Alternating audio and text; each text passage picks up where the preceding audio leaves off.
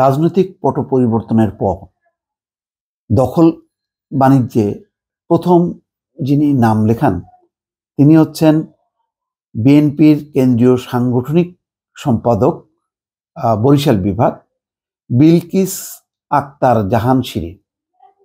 তার নামটি প্রথম এসছে এবং সাথে সাথে তার দলীয় পদ স্থগিত করা হয়েছে। তখন ভাবা হয়েছিল এর একটি প্রভাব পড়বে বরিশাল এবং সারা দেশে, কিন্তু না দর্শক, সেটি পড়েনি। তার একটি রিপোর্ট, বিস্তারিত একটি অনুসন্ধানী প্রতিবেদন প্রকাশ হয়েছে প্রথম আলোতে।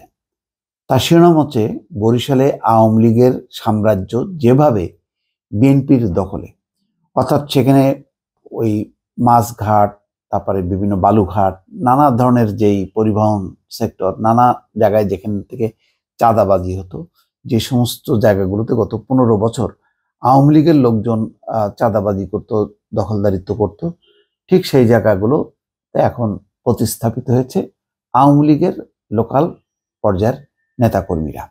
এবং প্রথম যার নাম এসেছিল আমরা দেখেছিলাম পট পরিবর্তনের পর 5 তারিখে পট পরিবর্তন হয়, 8 তারিখে শপথ নেয়। তারপর পরে যার নামটি এসেছিলেন বরিশাল বিভাগের যেই মহিলা নেত্রী বিলকিস আক্তার জাহান শিরিন। তো দেখা গেল যে এখানে একটা পুকুর ভরাট করে মার্কেট নির্মাণ করছেন, এমন একটি খবর আসার পর সেনাবাহিনী সেখানে হস্তক্ষেপ করে, সেটি গুড়িয়ে দেয়।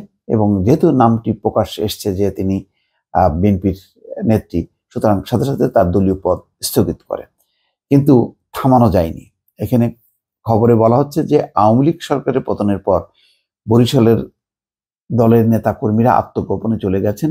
এতদিন তাদের দখলে থাকা বাজার, মাছঘাট, বালু মহল সহ অন্যান্য স্থাপনা একে একে দখলে নিচ্ছেন বিএনপির নেতাকর্মীরা।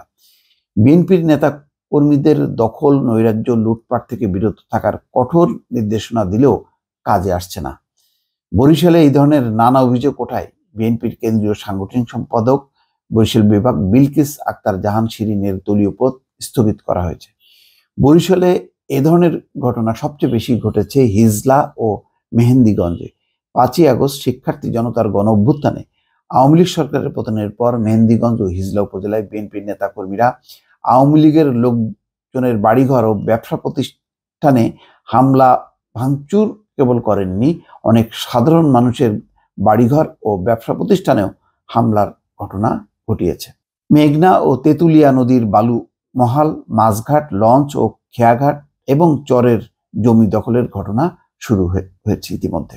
স্থানীয় বেশ কয়েকজনের ভাষ্য, বাংলা নতুন বছরের প্রথম দিকে জেলা ও উপজেলা পরিষদের নিয়ন্ত্রণাধীন মেহেন্দিগঞ্জ লঞ্চঘাট, দক্ষিণপাড়ের খেয়াঘাট, তাজুলের খেয়াঘাট, পোত্তাখালী খেয়াঘাট, উলানিয়া লঞ্চঘাট, হিজলা লঞ্চঘাট, পুরান হিজলা খেয়াঘাট, হরিনাথপুর খেয়াঘাট সহ ছোট বড় সব খেয়াঘাটের ইজারা দেওয়া হয়।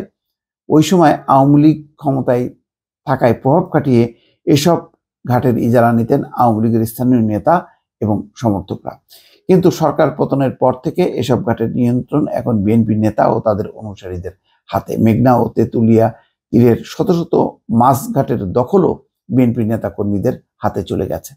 হিজলা উপজেলা সদরের রিপোর্টার্স ইউনিটি কার্যালয় দখল করে ব্যক্তিগত কার্যালয় বানানোর অভিযোগ উঠেছে উপজেলা বিএনপির সদস্য সচিব মনির দেওয়ানের বিরুদ্ধে, যদিও মনির দেওয়ান সে অভিযোগ অস্বীকার করছে। যাই হোক, এখানে বাস্তবতাটা যেটা সেটাই, কোনো সাংবাদিক প্রথম আলোর মতন পত্রিকা বানিয়ে বানিয়ে কিছু বলবে না। এইটি আমি জানি না বিএনপি নেতৃবৃন্দ এখনো, দেখেন পট পরিবর্তন হলো কিন্তু এখনো কিন্তু বিএনপি ক্ষমতায় আসেনি, অন্তর্বর্তীকালীন সরকার। এই অন্তর্বর্তীকালীন সরকার হয়তো 2 বছর, 4 বছর, 5 বছরও থাকতে পারে, কিন্তু দৃশ্যত নিয়ন্ত্রণ করছে বিএনপি এই সমস্ত দখলদারিত্ব। তাহলে পরিবর্তনটা কি? এই পরিবর্তনের জন্য কি এরকম একটা রক্তক্ষয়ী সংগ্রাম হলো?